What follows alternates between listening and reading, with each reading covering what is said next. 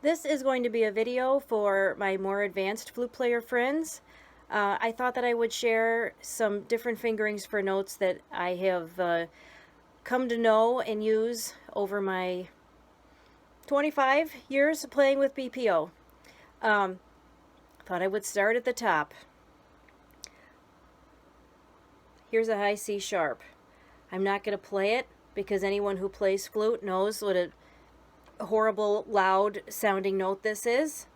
A lot of my higher notes, I have what I call speed fingerings and tone fingerings. For the most part, my tone fingerings, while they have nicer tone and most of the time better pitch, a lot of them are hard to get to. They're not simple fingerings. So I have come up with some easier alternatives for times when I just need to get the note to come out. I'm going to start at the top register and go down. Now, here's a high C sharp, at least the way I learned it. No thumb, middle finger pinky, first finger, and then at the bottom, C sharp and C. I'm not going to play it because it's loud and kind of awful sounding. Now, for any flute players who have ever tried to play the classical symphony, I don't know any way that you could ever get to this fingering on one of those fast rips up to the high D. So, when I'm going to do something fast that involves a high C sharp, I lose both pinkies. It's a note that'll come out easier, like as far as like getting to it fingers wise. The tone's pretty bad. Sometimes you need to choose accuracy over tone. Sometimes you need to choose tone over accuracy. So this is my speed fingering for a high C sharp. And I like it because it's a lot easier to get to the high D from this fingering. So that's one you can try out. Now, let's go back to my regular one. Middle finger pinky, first finger C sharp and C keys. Now, this is a fingering that Linda Green taught me. If you add your ring finger, so essentially it's like a high A flat with your first finger and your C and C sharp keys. If you ever have to play a high C sharp that needs to be in tune with other wind players, we did something by Strauss, I don't know, maybe a year or two ago, that, boy, we were screaming on these high C sharps and they were god awful. And Linda told me about this fingering. This is actually like pretty well in tune by adding this fingering. So if you're trying to play a tutti passage on a high C sharp, this is what I recommend. Okay, high C. This is the fingering that I think most of us learn. Everything on the left hand except for thumb, first finger, and gizmo. This is a fingering that I never use because I find the gizmo so hard to get to. For me, it's not worth it, and it's super sharp. When I need to play a high C that's in tune, I add this finger and all three of these at the bottom, C sharp, C, and B. This is a stiffer note. You got to have your ear moving fast if it's going to come out.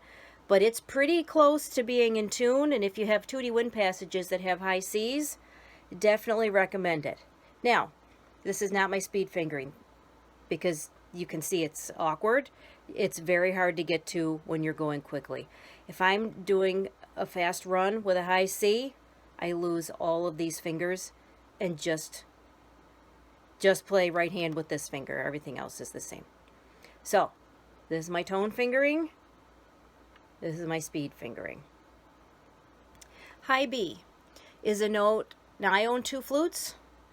One of my flutes, this one here actually, is pretty well in tune on a high B.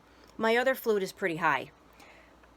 What I started doing, okay, so here's my high B that everybody who plays flute knows. Basically, you're just going to add this finger. So instead of playing the trill with this finger, I use this one and then add this. This brings the pitch down again when I'm playing tutti passages. Now, obviously, this is an awkward fingering to get to. Sometimes I can't get to it, but when I can, if it's something that I know is going to blend better with my colleagues, this is the fingering that I use. Okay, B flat. High B flat. This is a fingering that I learned when I was in college from Jeffrey Kaner. And actually, he taught me this fingering when we were working on the Carmen entr'acte. This is a fingering that works really well when you want to play a high B flat that's soft. It comes out that the response is really good, and the pitch is also good. So you have to use your B flat thumb. 1 and 3, first trill, and then your right hand ring finger. This is a pretty nice note.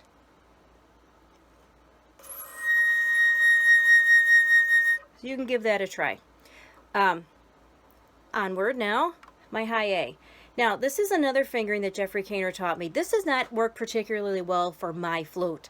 But I think you'll find that some of these fingerings work on some flutes better than they do others.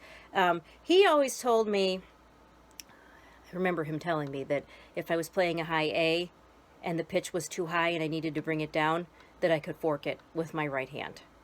Like I said, this one doesn't work so well with this particular flute, but it certainly worked on his. Okay, A flat or G sharp.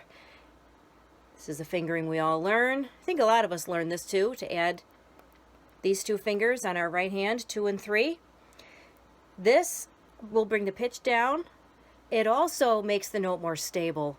You really don't have to worry about the note cracking down so much when you use these. Now, if I'm playing a tutti passage that I'm playing forte, and my chances of being sharp are a little higher, if you take the pinky off, it brings the pitch down. So when we're playing super loud blasting passages, a lot of times I'll play a high A flat or G sharp with these two down and no pinky. Okay. G natural I don't have a fingering for. I wish I did have another one, maybe to make it lower. Not so high on this flute. My other flute's a little high. F sharp. Okay. I almost always use the regular high F sharp fingering. A lot of people use this one. This one doesn't sound so good on my flute. Some flutes it sounds better, I think. But if you're trying to get a high F sharp that's soft, to be a little higher in pitch, you can use this C-Sharp Trill. I'm sorry, not the trill, your C-Sharp key down at the bottom here. Keith Underwood told me one time when I called him in desperation because I needed a soft F sharp that was sharp, this is what he suggested. Both of these and your C-Sharp key. It's pretty high. F. This is a note that's difficult for oboists. It's difficult for them to play it high enough.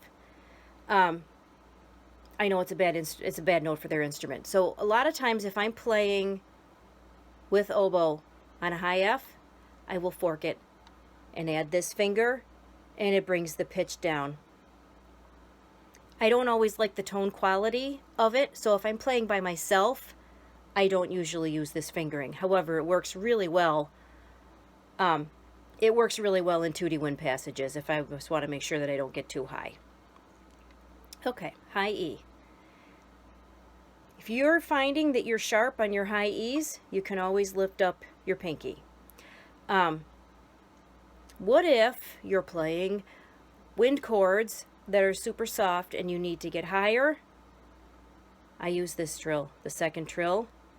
Again, it's not a tone quality that I particularly like when I'm playing by myself, but it has helped me out definitely a few times when we're playing soft chords and I'm trying to stay high enough.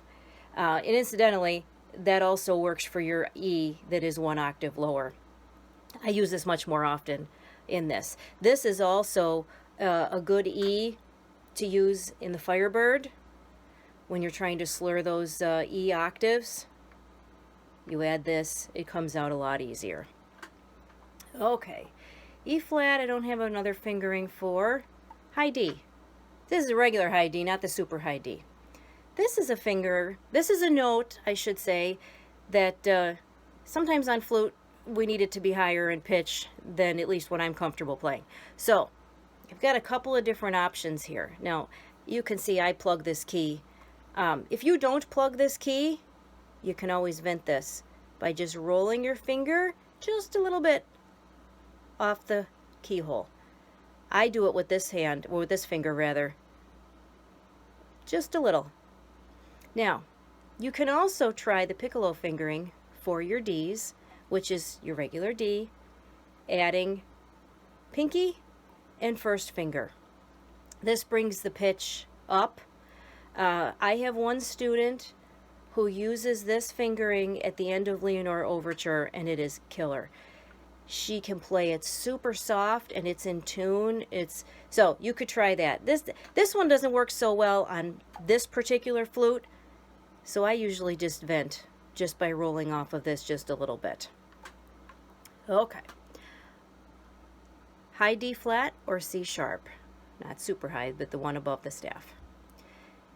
If I need to be higher, I play 2 and 3, no thumb, 2 and 3 on the left hand, 2 and 3 and pinky on the right hand. This is a great fingering to use if you need to play a little bit higher. If you're playing soft wind chords, this is a fingering that I use pretty often. Another fingering that I have for C natural is like a low F with no thumb. This is really high, so you really got to be desperate to use this one. But if you need it, this will work for a C. If you're really desperate, you can put all of them down for a B. This is extremely sharp. Anyway, that's what I have for that. Now let's talk about A. I happen to have a G insert here, which means that this tone hole is covered. You really can't see it in this video, but this is a less expensive version of a split E. It does flatten my A though. So pretty much always vent my A with this G sharp key to make it higher. If it's not high enough, I vent this key.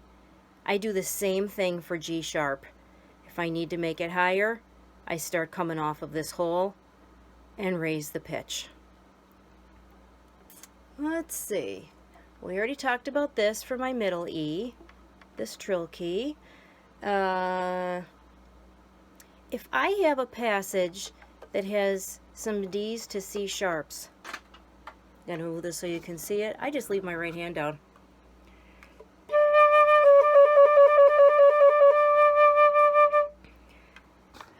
I feel like it helps me to balance my flute better by having my right hand anchored, which I can do if I'm just going back and forth.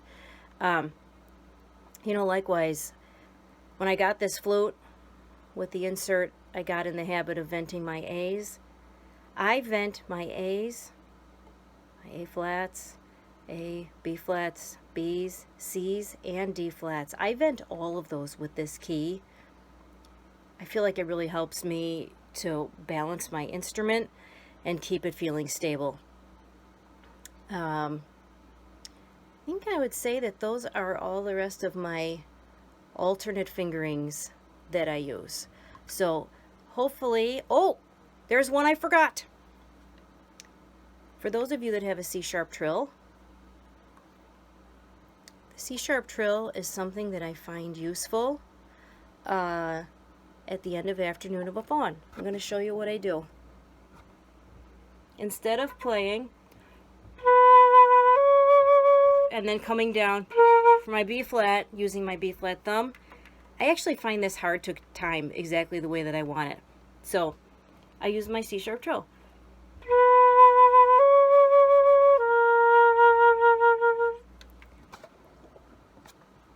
I hope that helps. Bye-bye.